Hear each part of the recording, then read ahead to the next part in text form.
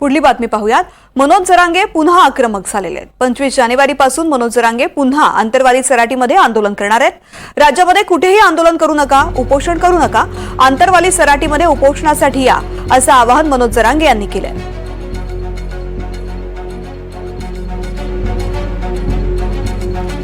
मनोज जरांगे पुन्हा एकदा उपोषणाला बसणार आहेत। 25 जानेवारीपासून ते उपोषण सुरू करणार आहेत। मात्र यावेळी राज्यभरामध्ये उपोषण न करता थेट आंतरवाली सराटीमध्ये येऊन उपोषणामध्ये सहभागी होण्याचं आवाहन त्यांनी केलंय।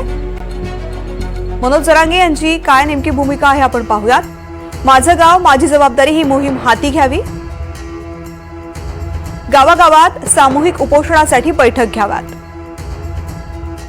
पत्रिका छापून सामूहिक उपोषणामध्ये येण्यासाठी निमंत्रण द्यावं, 25 तारखेला कुणाचीही लग्नाची तारीख पकडू नये,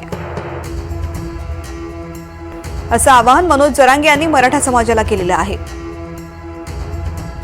आता आंतरवाली सराटी इथं मराठा समाजाला आरक्षण मिळावं यासाठी सामूहिक आमरण उपोषण होणार आहे। सामूहिक उपोषण या पद्धतीचं असणार आहे की ज्यांना स्वतःच्या मनानं बसायचं त्यानेच उपोषणाला बसायचं, नाही कुणी बसले तरी नाराज होण्याचं कारण अजिबात असणार नाही।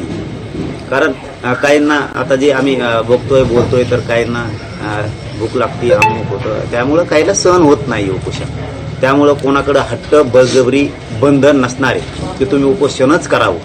तुम्ही इथं येऊन बसले आणि पाठिंबाही दिला, आमरण उपोषण नाही केलं तरीही चालतंय, परंतु ज्यांची इच्छा आहे महाराष्ट्रभरात त्यांनी उपोषणाला ते बसू शकते।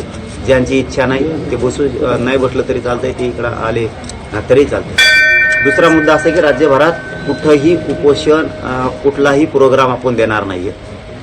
सामूहिक उपोषण म्हणजे आंतरवालीतच होणार। गावागावात कुठलंही साखळी उपोषण आमरण उपोषण होणार नाहीये।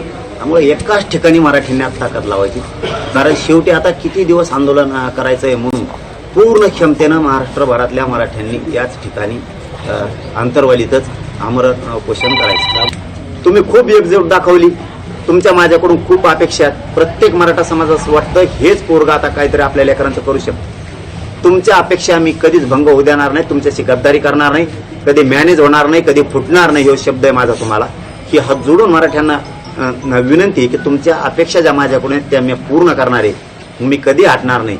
एखाद्या वेळेस असंही होऊ शकतं की या उपोषणा मला आता सहन होत नाही, किती उपोषणा करावं। मी काल दौरे करून आलो तर मला 4 दिवस आराम करायला लागला, सलाईन घ्यायला लागला। माझे लय हाल आहेत, माझ्या लय वेदना आहे, माझा याच्यात शेवटही होऊ शकतो। पण माझा मराठा समाज सांभाळा, काही झालं तरी मी हटणार नाहीये। माझ्या समाजाला आरक्षण दिल्याशिवाय मी हटत नाही, काळजी करू नका। 25 जानेवारी धरण्याचं कारण शेवटचं सांगतो, 25 जानेवारी धरण्याचं कारण 26 जानेवारीला 1 वर्ष पूर्ण होतंय आपले सगळ्या सोयऱ्यांचा अध्यादेश दिलेला, अधिसूचना दिलेली, त्याची अंमलबजावणी केली नाही। गॅजेट लागू करू म्हणलेले तेही केले नाहीत। सरसकट मराठा समाजाला कुणबी प्रमाणपत्र देऊ, मराठा आणि कुणबी एकच आहे हाही अध्यादेश पारित केलेला नाही। 1 वर्ष पूर्ण होतंय 26 जानेवारीला, म्हणून आपण 25 जानेवारीला सुरू करतोय आमरण उपोषण। आणि मराठा समाजाचे सुद्धा काम आहेत, राज्यातल्या मराठा समाजालाही सांगतो 25 जानेवारीच्या आत सगळे कामं उरकून घ्या, टोटल एकही काम ठेवू नका। जितक्या दिवस बसायची वेळ आहे ना आता तितके दिवस मराठा समाज आपण बसायचं।